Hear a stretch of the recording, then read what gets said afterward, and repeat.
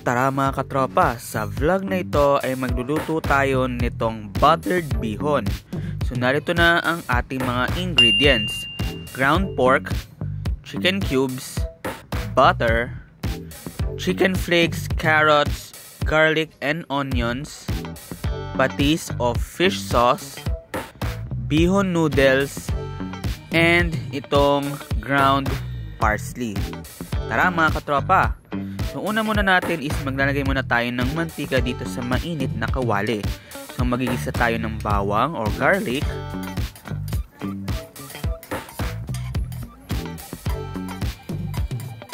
Next, itong ating onions. So isusunod natin itong ating onions.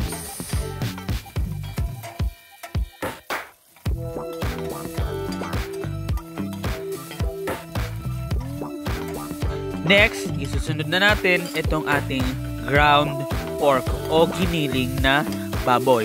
And then we will mix it together. Next, itong ating butter na magbibigay aroma and lasa dito po sa ating ground pork. Diba mga katropa? Isusunod na natin itong ating chicken flakes o hinimay na manok. Talaga namang napakasarap nito. As in, super.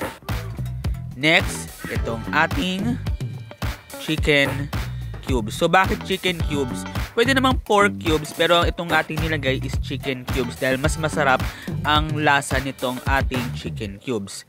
Next, itong ating carrots. And then, hahalo-haluin natin ito to reflect the taste of our ingredients.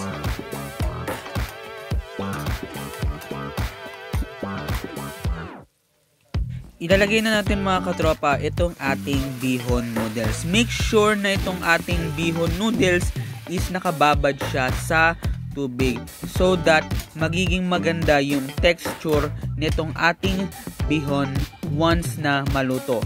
And then hahalo-haluin natin ito. So, ang kakaiba dito mga katropa is that igigisa natin yung bihon dito po mismo sa ating mixture. So, naglagay tayo ng kaunting tubig para naman sa gayon ay hindi masyadong matigas kapag tayo ay naghalo at lumambot pa itong ating bihon. So, halo-haluin natin ito mga katropa ng maigi hanggang sa mag-tender o lumambot itong ating bihon noodles. So, isusunod na natin itong ating patis na magbibigay lasa dito po sa ating buttered bihon. O ayan mga katropa, talagang kakaiba itong ating recipe dahil first time natin itong itatry. I hope sana magawa natin ito in the future. So nilagay na natin itong ating ground parsley to add some aroma and taste dito po sa ating buttered bihon. And then mga katropa, is ready na natin ito for plating once na mahalo at lumambot pa ng husto itong ating bihon. So ayan mga katropa, talagang napakasarap nito guys. As in, super duper.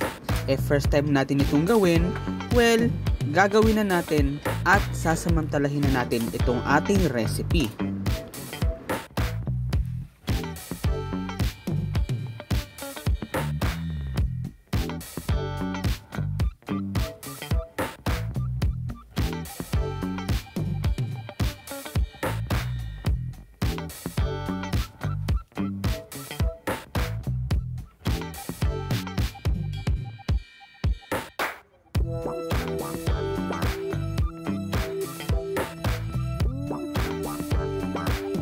Tara mga katropa, kain tayo.